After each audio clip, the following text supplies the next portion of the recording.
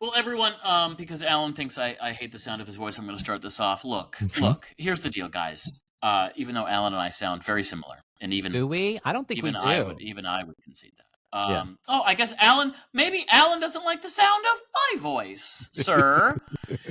No, this is just a reminder to all of our dear, beloved listeners, of course I say that as a friend, to please tune in and join our Patreon. Alan, Yeah. what's the URL for our Patreon again? Oh, patreon.com/you're making it worse, I think. Right. I don't know. You can find it in all the links on our Instagram bios and everything. Also, like today, for example, we chastised Elliot for how he ACs his home.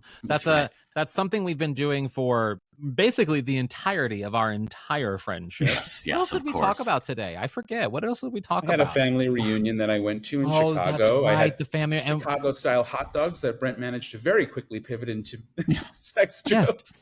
Yes. Oh, and we also talked about Glenn Close's iconic quote from a new film, Deliverance, which I will not say here, but if you want to hear it, you can hear my impersonation on the Patreon at patreon.com/you're making it worse.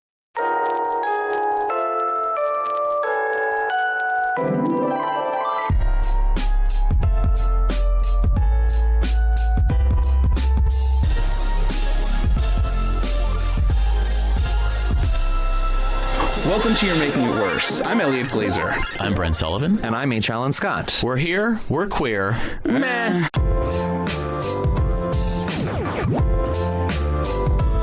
Textual healing. Well, I thought this would be fun to talk about because it's about data, and I think, Brent, you particularly love data. I do enjoy data. But there was data or data? Depends on if you're watching Star Trek or not. I say data. I'm from the Midwest. I say data. Data. Data. Go on, Elliot. Tell us the data. So the 2020 census, I know it's been a few years, but I guess they've still been confabulating. And huge shocker, the census reveals that gay men prefer cities while lesbians prefer the country. So gay men and couples have been, as per the census, gay men and couples are drawn towards major cities, typically on the coasts, while lesbian couples prefer living in small towns and rural settings. And so the largest amount of partnered gay men was in San Francisco, Manhattan, and Boston, which actually surprised me. And San Francisco County had the highest percentage of gay men and couples at nearly 6%, which tells you a lot too. And then most lesbian couples reside in actually, have you looked yet? I want to see if you can guess. I did look. Okay. I did look. The Berkshires, Portland, and Asheville, North Carolina. How excited were you when you found out that one of your favorite places, Elliot, the Berkshires, has the highest amount of lesbian couples living in it? Like, I knew. You probably immediately went to Zillow and looked at your prospects. Oh, I mean, listen, I already know it's got the highest concentration of lesbian households at almost 4%. Dorinda Medley's sister. What's her name? Her name is like Dorinda Medley's sister. We all know Melinda, but I think her name is Santa. Melinda. She's Santa Claus. But I love the Berkshires, and of course, but I was surprised about Asheville, North Carolina.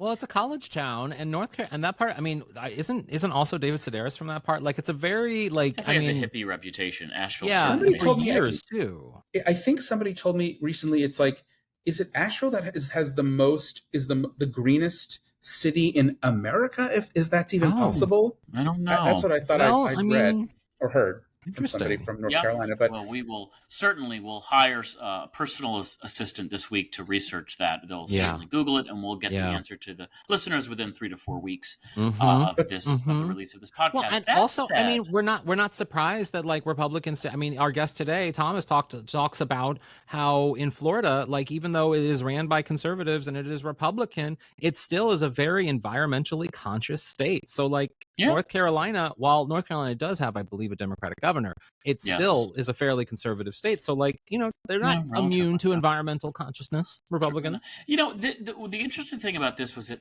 I guess I had never quite processed the logistical reality. Somewhere in my head, I assumed every gay person moves to a big city, and that there are, statistically, I do believe it's true that there are fewer lesbians than gay men.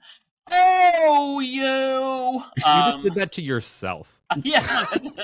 Hey, somebody needs to do it. You were a number? Yes.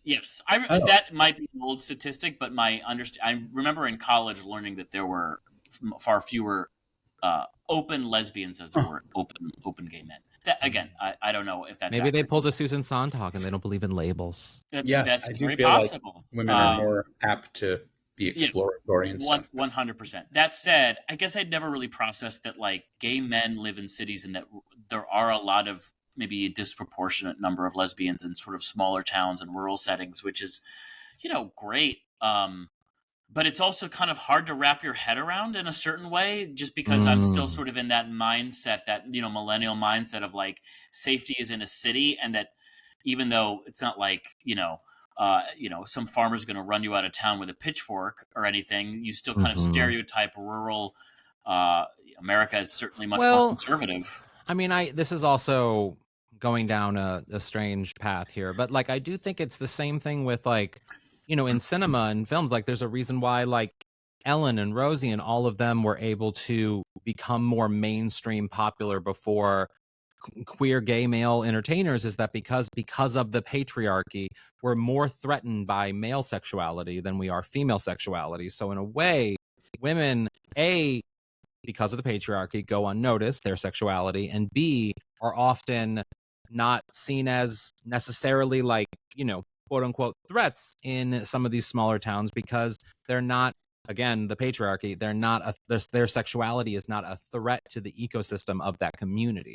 Whereas a gay man moving in because of homophobia, they're seen as a threat. They're seen as a danger to the community because of, the role that people have in fear of masculinity and toxic masculinity, and how they fear gay men, Well, let me just say, I think literally for the first time, maybe in the history of the podcast, Alan is right. As someone who follows a lot of the Eastern European dictators, I can tell you that when it comes to gay rights, What is the strangest no, sentence? but this is true because you're about to hear it. When it comes to gay rights, and this is like sort of maybe a weird baby step, uh, when it comes to gay rights, both Vladimir Putin and I forget his name, Lukashenko in Belarus, their countries are extremely conservative when it comes to gay rights, but they've both made public statements about how quote unquote lesbianism is okay because that's, to me, that's hot, essentially is what they say. But I can't support gay men being in submissive roles whatsoever. So Yeah. so it's very much along the line. So, I mean, you heard it here first. Alan is a fan of Eastern European dictators, folks. Well, also an interesting factoid is that the overlapping high concentrations of both gay men and lesbian couples were in Washington, D.C., Right. St. Mm. Louis, No. yeah, Los Richmond, which I Angeles. assume is Richmond, Virginia, Los Angeles. Yeah. Los and Los Angeles. Angeles. And Richmond, Virginia. Richmond, Wow. Virginia. Well, Richmond, obviously, Richmond Virginia. is definitely the curveball on that list. That Yeah, like, I mean, St. I've been Louis to is one of Richmond, and it's very like Richmond's kind of fun. like fun. No, it's fun and like kind of like dirty art, hippie, grimy. yeah. So I can see Yeah. the overlap there. But I wouldn't I necessarily was say surprised. dirty, but I get it. It's very arty. It's very like, I didn't get dirty. I mean, I feel like you I don't you did. don't you don't experience dirt until you spend really a weekend in San Francisco, and then you realize what dirty Sure. really is. And Richmond is not that I mean, at like all. it's like kind of like rough around the edges in Richmond, like the water, Yeah, everything's just okay, kind of like I get yeah, that. I Yeah, mean, I get that. Alan, tattoos and when Elliot travels, he spends most of his time in the alleys, if you know what I'm saying. So True. it's a You different know what's world that he interesting about sees St. than Louis, you. though? I've always found that in St. Louis, even like, when I was younger, going to sort of like different gay organizations and like doing different things, and even the Pride and everything, there was like a real mix of both lesbian and gay men, and like at gay bars, it always is predominantly men, but like there was a healthy mix of women in every single bar, and not just straight women. Huh. And it was That's always and because of the lack of options too. I mean, racially, gender, like sexuality, like there was just a spectrum of options and people at places, queer spaces in St. Louis. And that's something that I always loved about St. Louis, although it is because of, homophobia. Like there's not many options because the city doesn't want whatever. Like, are you surprised though that like you wouldn't see that same overlap in a place like New York or no, because there's more Chicago options. So they have more options to segregate. There's more yeah. options to isolate yourself into different communities. I am very pro options, but at the same time, I think a lot of times those options lead to situations like here in LA where things then get segregated, and a certain type goes to one bar and a certain type goes to another bar, and then that But becomes LA's thing. showing a real overlap of actual, like, you know, of lesbians and gay people. I don't know if I gay guys necessarily see that in the places I've gone to. don't? But I feel like I see these bars like Honey Love and like certain parties that are really like becoming so inclusive in a way that even when we go out, like you really, I feel like I see more and more queer women in the gay male spaces we go to. But that every time we've been to High Tops in Los Feliz, pretty it male is centric. just dudes. It is not just dudes, but it's 95% some dudes. yes, exactly. Which I think is fair to say is just dudes. At that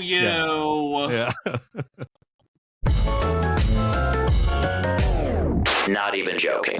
We are joined today by a good friend of mine, and we have one of my favorite first meeting stories ever, which I am very excited. Elliot was involved in it, which I'm very excited to share. Thomas Daniel Valls. Hello, Thomas. Hi, hello. How are you? Hey, Thomas. This has been a moment in the making for a little bit, which I'm really excited. So you are obviously, I mean, we know you as a writer, TV writer, poet, playwright, like you do all of the things. But I can honestly say that the reason why we are friends is because of your butt. So Elliot and I forget whose Halloween party it was. I don't remember the Halloween who threw it. It might have been our friend Ned from poker years ago. Yes, years and years ago. And Elliot and I went together. I don't remember what I was dressed up as. I don't remember what Elliot was dressed up as. I don't think you were there, Brent, but maybe. But Thomas, across the way, I saw someone in like it wasn't Army. What was it? It was like it was Navy. Tom Hardy in Dunkirk. In Dunkirk. And it was the tightest fitting military suit brown thing. And Thomas's butt was so well defined that I think I literally said to Elliot, we need to go be friends with that man.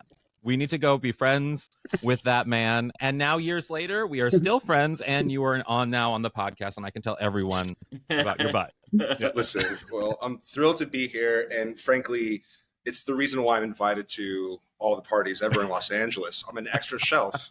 You know, you need a place to lay your drink. You just put it right there. Do people, I mean, like kidding aside on my part, but like at bars and stuff, like, can sometimes guys be a little handsy? Yeah. I am. Because in that outfit, I can imagine there was a moment. Listen, in terms of going out, bar culture, just going out in general, it is frankly quite a hard life. First of all, you always have to explain to others why you're removing the cushion from the chair. You don't need it. You're fine. Yes. There's, and not to bottom shame in any capacity, thank you for your service, but the assumptions just go right there. And it's fine. Of course. I'm flattered. Yeah. Thank you for thinking I could do such a thing. But such an unseemly act. Such an unseemly act. This opens up a can of worms that I actually I'm interested in going down. It might be a little risque, but I want to do this. It off risque. When you're at a bar, I've very, very rarely been touched by a stranger at a bar. And when I say touch, I don't mean like penis touched. I mean like butt, side, whatever. Do you find it offensive, or do you actually kind of embrace it? And I'm not saying that people should be touching strangers, but I will say personally, I don't mind it in like a large bar setting. What's your take, Thomas? Well, I'll say, I have very much a gym buddy sensibility to it.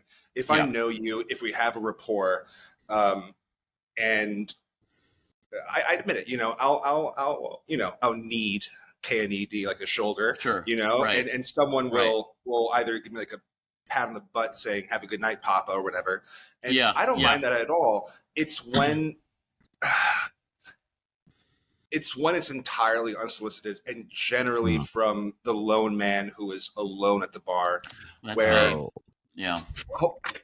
Well, I didn't want to name names, but it's there's a sadness to it, and it's also there's a little bit of a I don't know what the word is. I mean, it in a way, carries I more should be weight. flattered. But I mean, it feels, yeah, like, yeah, you're still flattered, but at the same time, you know, there's a lot more to it than just being cute, friendly at the bar. If there's an intention to it that is layered with maybe a touch of sadness or loneliness that might then make the touch a little bit more, A little less comfortable for you. yeah. a little But I less also think, comfortable. but I Alan, also Elliot, think, what do you guys think? Sorry. no, but I also think that's a real thing. I mean, that's that is a thing, I think, in gay bar culture, especially amongst friends and stuff. But the unsolicited touch, I think, is like definitely a real thing that, especially in LA, I think people deal with all the time. Yeah. And it's a very, I think, yeah. Sorry, go on. Sorry. No, it doesn't. Fun. I mean, it doesn't bother me. I mean, if it's like weird, then it's weird. But like, I don't know. I mean, it just specifically feels like at a gay bar where someone's like, "Excuse me," and like grabs your hips. You know, like it's like Right. okay, like I don't know. It doesn't Yeah. really bother me. To Yeah. me, it feels sort of like I don't know. I guess I sort of write it off to like the community space of it all, where it's like, Yeah. we're all here. But I guess Yeah. if it's more inappropriate, then obviously I'd have a problem with it. Well, yeah, if Yeah. someone tells you to stop. But there's Yeah, like I wouldn't do it. That's well, no, but you also you're afraid of movie trailers. So there's right. I mean, you're not going to be touching people's waists at bars. Right. But there is something, and Thomas, I mean, maybe you could, because I mean, a lot of your writing also is very much infused with sort of the especially your poetry, the steaminess of sort of queer sensuality and sort of sex and all of the things, and like the bar setting. The more we, I think, have that conversation around what's appropriate, what isn't, all of those things, sometimes I think can strip away the raw sexuality of sort of like queer life sometimes, if we're just constantly talking about someone touching a hip or someone whatever in a bar setting. It's like it becomes exhausting. So like for you, what's that line between and I know you and I have a lot of like PC culture conversations in our text messages and stuff. Like, what is that line of being like, yes, let's have the conversation, but also let's not get crazy? Well, I mean, I find the most advantageous and sort of powerful form of flirtation to be the words you use, the words you're able to share with, but also, if you have hazel eyes, I mean, it's a downhill guaranteed from there. I would say there's, to Elliot's earlier point, there is an expectation of going to a gay bar, being touched, fine. Yes, great. We don't sign up for it, but we enter it welcomely, sometimes for $20 a night. But I don't know. I think the more intimate the setting, perhaps the greater sensuality. And also on the flip side, which I write about mostly, it's what you need from the other person. Tennessee Williams once wrote that to love someone is to use them. And I don't know if I necessarily believe in all that, but I think true sensuality at times can exist when you see what you're giving that other person. And oftentimes that thing that is needed or given is quite unspoken. And that's hotter than hell, I think. Yeah, definitely. I mean, well, just in the way, I mean, even just the way you just spoke there, people can tell you write. You're a poet. And you're a poet. And and I mean, I guess one of the things I always think about with poetry, I mean, I love your work and I love reading your stuff, but also like poetry is sort of that like dying art form that like can easily, I mean, it's hard to like say you're a poet with a straight face in some settings. Let's just be real. Like, you know what I mean? Like there's an embarrassment level that can sometimes be like, well, what are you really doing? So like, how do you like own being a poet? Cause I think that is so cool. Thank you. Well, I own it by generally not talking to anybody about it. But also, but it is like, it's, you got to have the gumption to not be afraid of presenting yourself as a cliche. And you see that, I think that sort of cliche exists in so many different writers, no many of the medium. The difference is sometimes you ask a writer, what are you working on? They say, well, I have this idea for something. It's like, okay, you're actually not doing it. But with poetry, like writing plays, scripts, or novels, what have you, I mean, it's so masturbatory, and I think it's my way. It's my version of an OnlyFans, essentially. It's my. I'm giving you like proverbial vernacular penis. I'm giving you beauty and romance the way I see it as an endowed man navigating life in Los Angeles. And Yeah. there's nothing serious that kind of person. And so I don't take it seriously, but I am intimate with it. Interesting. How do you find trouble? Do you encounter trouble in LA as somebody who is so,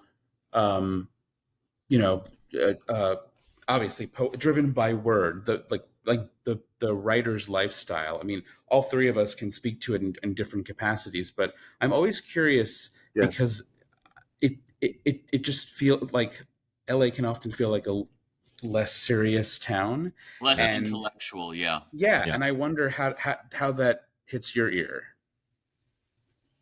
Twofold. I mean, sort of what Give Us Birth Here sort of inspires what comes across, maybe not towards Chicago, but it certainly hits New York. It hits home. I mean, there's like the birthing place of the Funko Pop experience. We have it everywhere now. It's phenomenal. And so in some ways you have to get not in line with it, but in groove with it, and sort of extrapolate and pool not what would benefit your own success as a writer, but sort of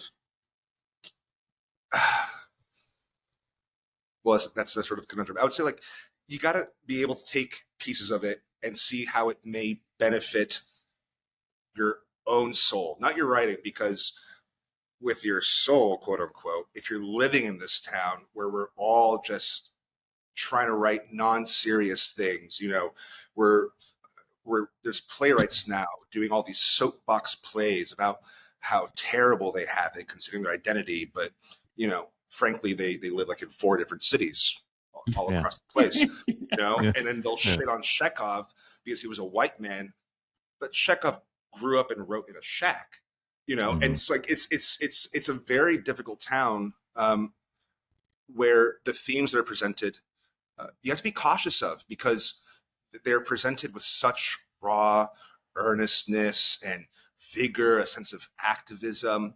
But I don't know.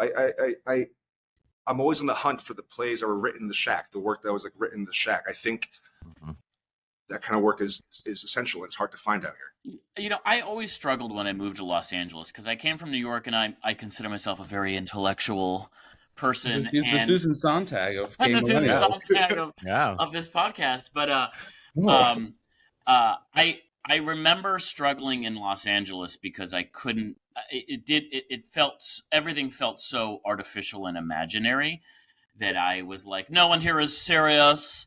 And I've ultimately grown to appreciate LA. I mean, obviously LA ultimately does have a ton to offer, regardless of, in or outside of entertainment. But I ultimately was like, I grew to appreciate Los Angeles for its Scientology. We created this absolutely insane, this city created this insane cult. And we continue to parade it around almost like it's a real religion. And everyone's disgusted by it, but they're still sort of in and amongst us. And you're like, that's so LA. And I've grown to love that about LA. And there's dozens other examples like that where you're like, the beauty exists, but it can be very hard to find.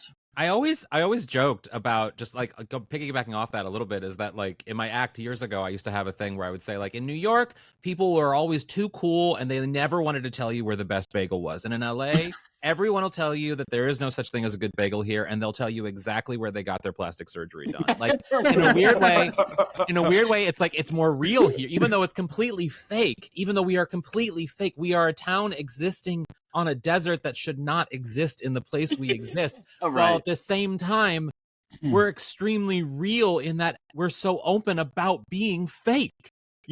Thomas? Yeah, no, I mean, we're open and honest about our indulgences. And to what Brent had said, yes, there's, to your point, I'm a, from Miami, moved to New York, and I was being a very serious playwright. And then I met this wonderful playwright, and he was working 4 jobs. I'm like, holy hell. So came over and booked it over to LA and hated it. I think we always maybe hate it for a little bit, but there's so much beauty here. You know, San Pedro Fish Market, it's unbelievable. It's better than Disneyland. Never been there. Oh, it's great. Oh my gosh. Oh, That's you great. $40, you get a lunch tray the size of Huge. a table, and it's lobster tails, fillets, fish, shrimp, Wow. 2 huge things Shrimp. of garlic rolls, and mariachis. You know, the dads who are working, 6 to 6 are drinking gallons of Modelo, and it's I love just it. so alive, and Yeah.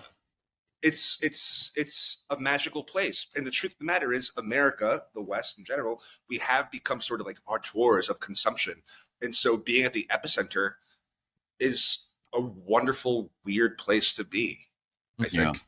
Yeah, definitely. Well, I also want to talk a little bit about one of the things that I love that you and I connected over early in our friendship, besides your butt, was politics and how, and our political conversations and how you and I engage. It's very similar to how Brent and I engage about sort of politics. And yeah, we're all, I mean, liberal, but there's like we're seeing advances in certain moderate thoughts, and like we're going all around. And like you even took sort of your own political sort of interest and decided to do something about it, and you actually ran for like a neighborhood council, which blew me away. Like, Thank you. what made you want to? Well, first off, what I love about texting with you is that you're the first one that will be like, fuck that person, here's why, and like you'll just give me the list of why that person actually should, and it could be Republican or liberal, politics. or I was going to say, yeah, people it could we be know either or person. politics? It could be No. Good, that's politics. But then also, like, what made you want to run for a local office here? Okay. One answer is very, very boring and expected. The other is not. First one was COVID. We were the heyday of COVID. People were still doing nothing. You'd be going on like these hikes outside, and these shrill, angry women would be yelling at you, like, put on your mask, young man. And you're like, I'm climbing these fucking stairs. Like, cut it out. It's fine. We haven't been able to go to the beach, whatever. On the other hand, I've always loved politics. When I doom scroll, well, not really much longer on X, but before it became X, I was certainly on there quite a bit. But I've always loved my neighborhood. I live right by the Celebrity Scientology Center, as you mentioned, Brett. And by the way, like at 10:50 p.m. every single day, they all raid the place like ants. It's phenomenal. Oh, wow.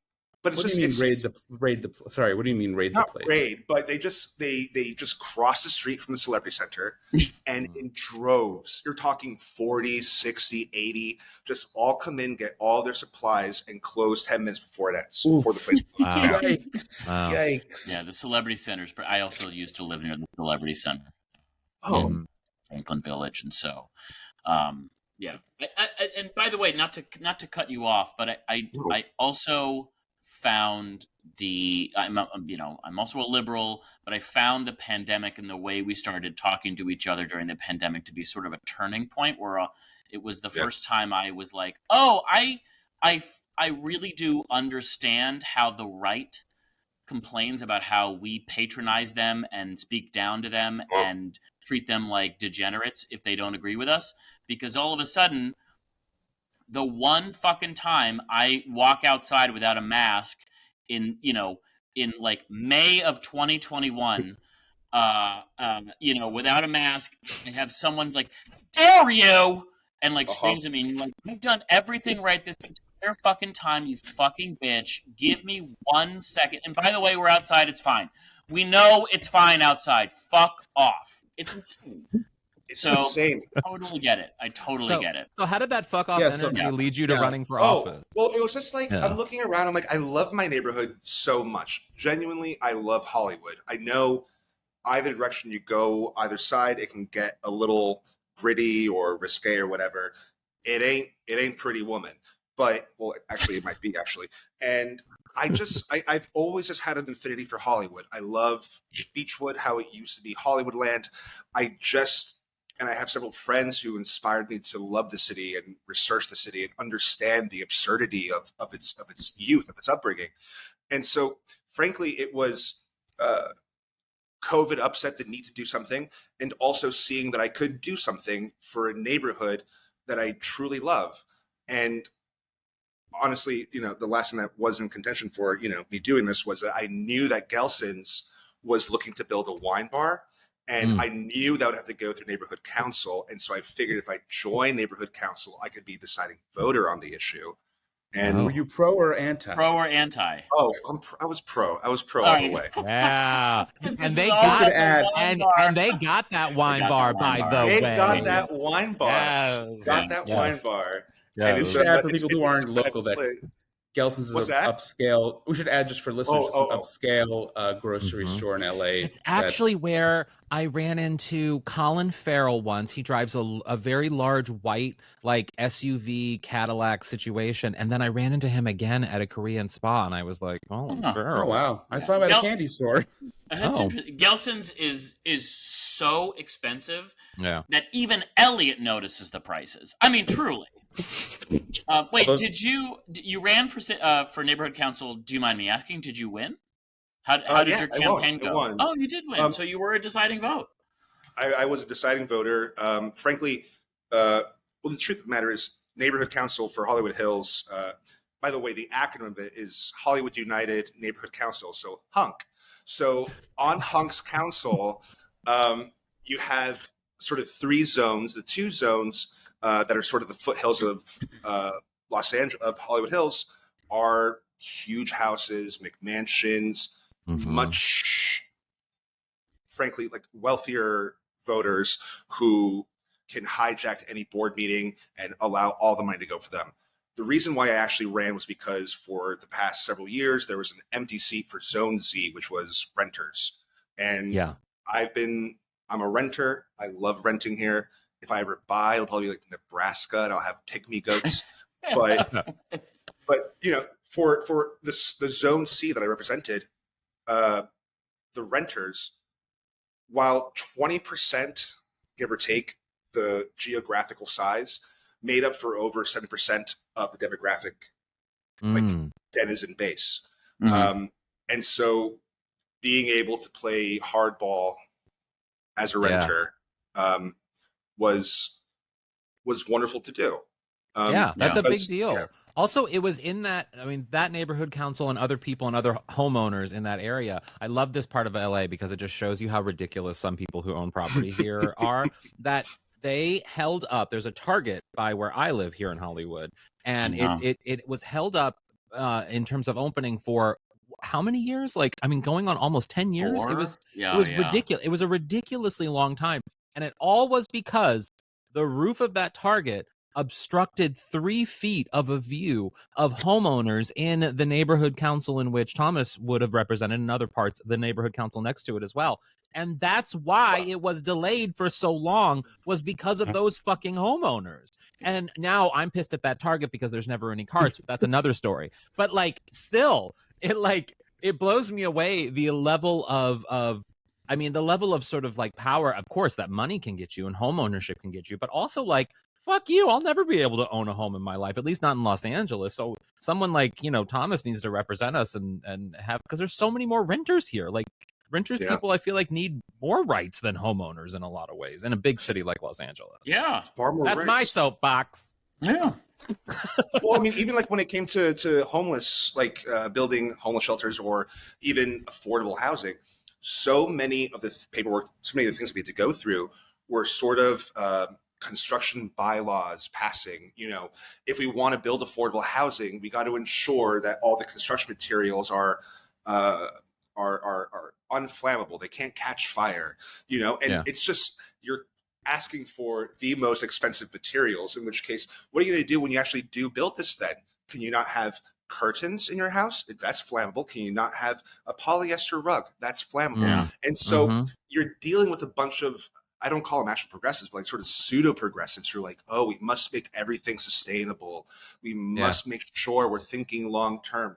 Bring on an earthquake retrofit all you want, but you're not liberal incapacity in my eyes. If you're going to hold up the construction of affordable housing for tenants you're already pushing out for larger density housing that's going to cost extra, it's ridiculous. It's so frustrating. I'm a big believer in like the sustainability of certain arguments and beliefs, and like and one of them is like, this is a pretty consistent one. The environmental movement has a lot of sort of speaking out of both sides of their mouths, and there was some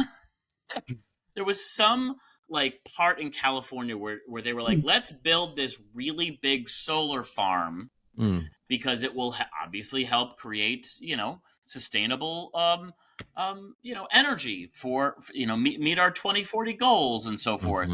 And like some environmentalists sued to say, if you build this solar farm, a specific type of toad that's near this one pond that will be drained because of the solar farm will die, and you are destroying the planet. And it's like, don't you understand? Like, how are you not seeing the whole picture here? Let's take a holistic approach and say what's best for everyone right now. A progressive approach. I mean, one would say, like, where you're looking of everyone that was going to be impacted by that. Ridiculous. Anyway. It's just a little, it's to your point, Brent, again, it's talking both sides of your mouths, and on a greater picture, sort of California passing the law that by 2030 we're all going to have like electric vehicles, and yet look at our grid. The Santa Ana winds comes in, they just like sort of whimper a breeze, and so many neighborhoods are out for an unknowable amount of time. Well, it's like what I always said about like gay marriage back in the day before the Supreme Court ruled on anything. I was like, well, you need to focus on getting queer rights in every capacity, housing rights, visitation rights for hospital visits, insurance rights, like so many different things. Before we can you need a house before you can get married. You need health before you can get married. All those things. Thomas, I want to end on something so on this podcast, quite often, Brent loves to, because I do enjoy Miami and other parts of Florida, he loves to say that then makes me very conservative and I support the crazies of Ron DeSantis of Florida just because I I enjoy a night in Miami. As someone who is from a city that I enjoy very much and is able to understand the enjoyment that can come from a city that is wonderful in a state that can sometimes be deplorable, what is your selling point for the wonderful city of Miami? Wow. What a wonderful question to go out on. Thank you. Firstly, we'll say I'm actually heading to Miami tomorrow. Visit my father after a very long time, not seeing him. God bless. Okay, great things. I'll start off with a great thing about Florida in general, counter to what we just talked about in terms of environmentalism. The strictest environmental laws you've ever come across. If you are seen by Florida wildlife chucking a bottle or a cigarette butt into the ocean, you will get $1,000 fine. You might be imprisoned. If you in the state of Ron DeSantis? No, I mean, that's one. I can't stand the fellow, but environmentally, any Floridian, no matter how conservative, how liberal, they love and cherish the environment more than anything else. If you're in a manatee zone, everyone's pulling up their propellers and they're going at no wake. They are considerate of the sea cows. I'll take that. Wow. And they are. I'm pro sea cow. We're all pro sea cow. I think we should all be pro sea cow. I would say that's the biggest one. Also, I mean, you can't beat mangroves. You can't beat the Everglades, one of the most biodiverse national parks in the entire continental U.S. And also one of the least visited. I just found a list of like the least visited national parks, and I believe the Everglades was #1 least visited. Wow, that's surprising. It's actually, so hot. But in the wintertime, the alligators are trying to get as much sun as possible. They'll just come on out to the public sidewalks and just lay there. And so that doesn't make me want to go there, Thomas. Wow. I haven't checked in my bag yet. If you want to go, just suit on up. We'll go. Well, Thomas, it was fantastic having you on the podcast. Where can people read your work, follow you, follow all of the things? Thank you. It was a pleasure to be here with you all. On Instagram, Thomas Daniel Valls, 2 L's at the end. And there you'll get linked to my website, thomasdanielvalls.com. And I was going to say, H. Allen, when you pitched that we were going to be talking about poetry, I got nauseatingly excited because I'm just about to start unleashing a whole new round of stuff I've been working on for quite some time, as well as a couple plays and workshops. So we're great. Great. Well, wonderful. Now people know you're a fantastic writer, you're politically engaged, and you have a fantastic butt. So thank you so much for being here. Yeah, thanks so much, Thank Thomas. you so much. Pleasure to be with you guys. Thank you. And another thing.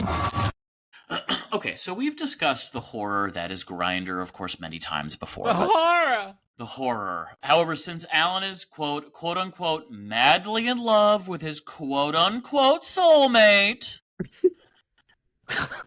and good old woe is me Glazer doesn't like dating anymore, I am the only one. Not like dating.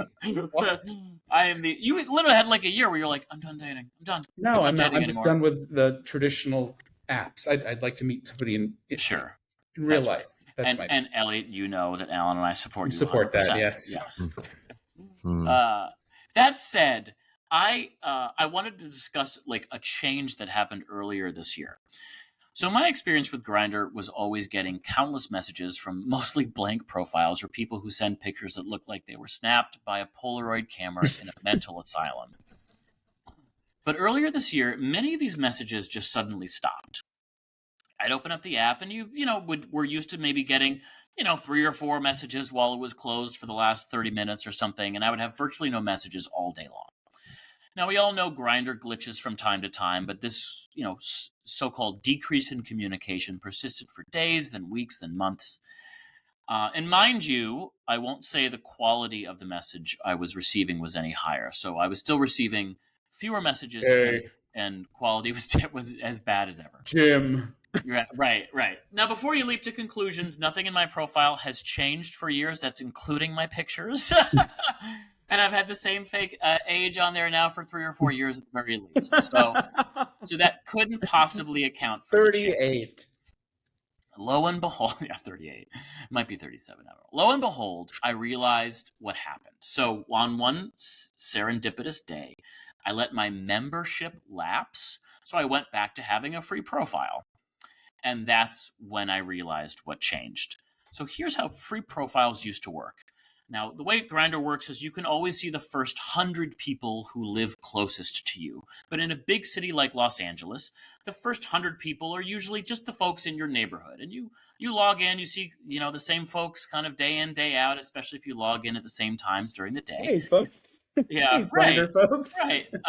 So I like to explore further out. I like to explore 5 miles out, maybe in Santa Monica, which is 10 miles away, right? You're taking Grindr vacations, you call them. I used to call them Grindr vacations, where I would literally drive 20 miles The college campus. and open up Grindr in a totally different area of town because you felt like an outsider. But here's how it used to work with free profiles. You used to get, if you decided to explore on your Grindr profile, which is to, again, look outside of your immediate neighborhood, you used to get 3 free messages every day. So that means, like, let's say I saw someone who was really cute in Santa Monica. I had 3, I could unlock the ability to chat with that person, to initiate contact with them, and then I could chat with them. And maybe they were interested, probably not, and we would go on our separate ways. However, Grindr has since changed it for free profiles. Instead of having 3 free messages every day, you get 1, period. You can only contact 1 person outside of your immediate 100-person radius. Which I had a much different. I sent this to Alan earlier, and Alan had a very interesting insight that I fundamentally disagree with. But no, Alan, tell us what you think the benefit of this is. Well, I think there's first off a question. So theoretically, if you can only, whatever, you can only send messages to people within your area. If you did what you used to do, you would then get more messages because you were going to a different area. So the pool of people would be different. So it would be the same thing as you taking a Grindr vacation, literally by searching in the app. You instead of you putting Santa Monica in the app, you just have to physically go to Santa Monica to get those messages at that point. Yep. Right. Yep. So my reaction to this is that it's the point of Grindr. Grindr is not a dating app where you look up people in different locations because of, you know, XYZ. It's a hookup app of people in your area. Like the geolocation of it is at the heart of what Grindr is. And so for me, it's just you're using Grindr now the way they always intended it to be used, not to necessarily search for other places, because it's meant to be the people in that area, wherever you're in. So that's my take on it. So I'm not like appalled by it, although I do think big cities pose a different problem in that you're constantly then just going to get the same people in your area unless new people come to the area, which because of a big city, they always are. It's just, you know, now you can't do it by search. You just have to do it. So that's and I think that's maybe the abuse mindset that I've always had with Grindr, which is it's never just enough to see the same, you know, rotating list of 1,000 folks or whatever that live downtown Los Angeles. I always am curious who lives elsewhere, who's visiting in West Hollywood, who lives in Santa Monica, and they only log in once a day. So I want to be able to see further out. Elliot, I don't think when you have used Grindr in the past, I don't think you've used it. You've generally just kind of kept within your area as well. Is that correct? Yeah, I don't think I. Did you? Yeah. I don't think I ever. I don't think I like took. You mean like searching farther out to talk to people?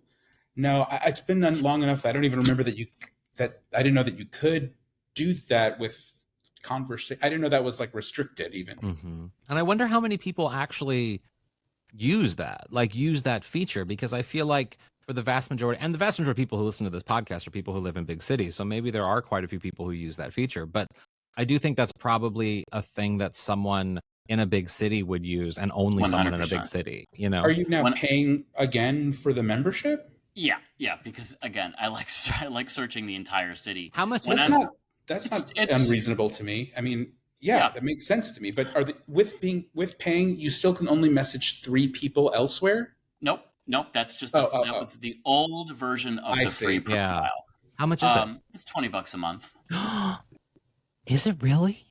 That's so much. That feels like a lot. I try to do a month on, a month off these days. I'll try to take. I mean, it's so toxic and such a waste of time. It's always that $10 barrier is always the thing that I'm like, I gotta measure that value. The only ongoing subscriptions that I have that are more than $10 a month are things like I do that for the New York Times. I do it for the LA Times. Like I do it for things that I'm happy to invest in. But if someone's fucking like Patreon or something is more than $10, I'm a little like, what are you doing there? Come on, do you feel like you're getting your money's worth? I mean, I don't say that judgmentally. No, not at all. I use Grindr as a toy, you know, for the most part. I find it a fascinating search of people, and so I get that from it. You know, I try to challenge myself not to use it obsessively, and thank you from Alan has a password locked on my phone. Thank you again.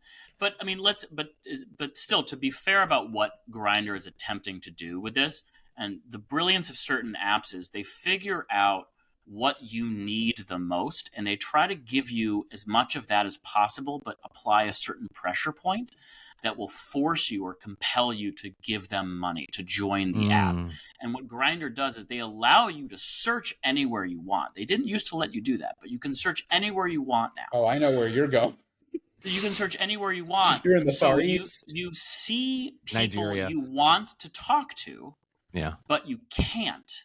And that is a pressure point, because they know how compelling it is to see someone that you think is really cute that lives 4 miles away, but you can't talk to them because you only have... Do you think they use fake profiles in those regions when you're searching, or bots of some kind to like draw you in even more? I don't know if I've experienced that personally or been able to kind of, but I wouldn't put it past any of these companies to do something like that. Because you talk to guys who you realize are bots too.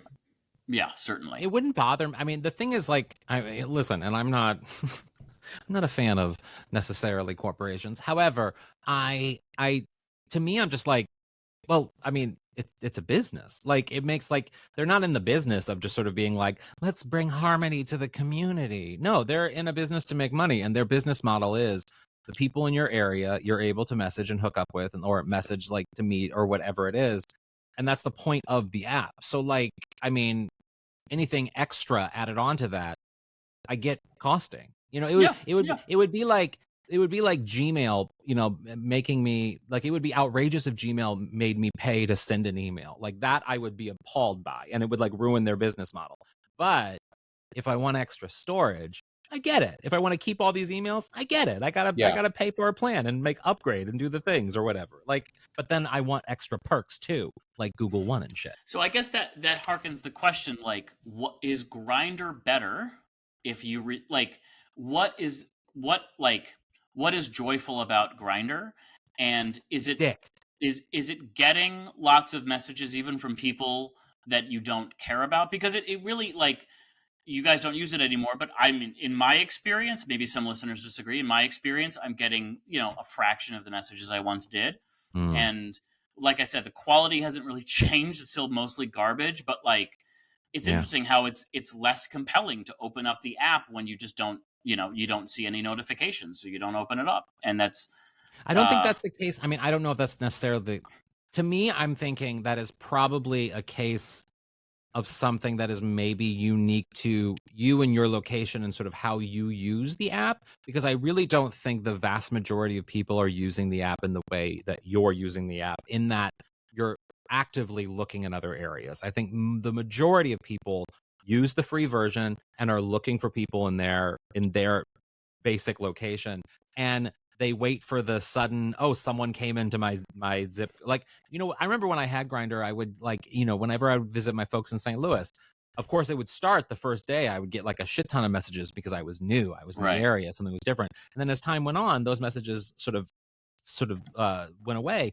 but they would pop up here and there as people came into my geolocation. So like, I think most people use it in that capacity. So I feel like you're probably unique in how you use it. Possibly.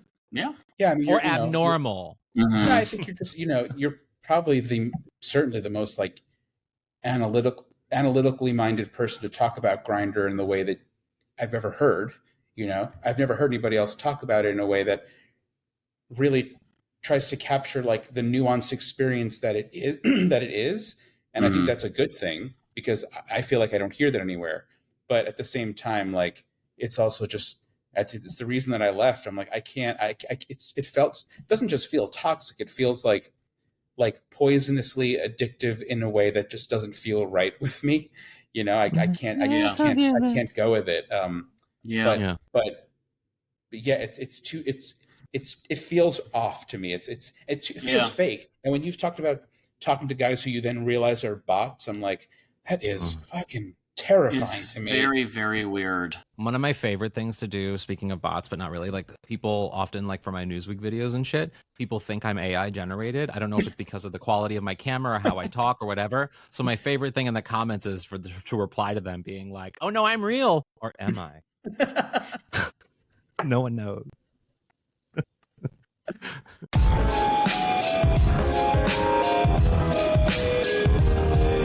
What would your aunt say? Brent, what would your Aunt Ramona say about something she heard on today's show? There are very few lesbians in Garden City, Long Island, because I wrote them out of town. My Aunt Joanne would say, Great Barrington has plenty of female rabbis, so I'm not surprised. Of course.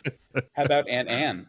Aunt Anne would say, now, unlike Thomas, I'm not a poet, but people have written poetry about my behind, just like Thomas. Very good. Love Aunt Anne. Love Aunt Anne. Very great. We are subscribe. very. Join our Patreon. Boom, Good night and good luck. Find Brent on Grindr if you're a Grindr Plus subscriber. Is it Grindr Plus? I don't know. I will end this myself, sirs. Good night and good luck. Brent lives in downtown Los Angeles. Look for him on Grindr. I tell him every week. They know where I live.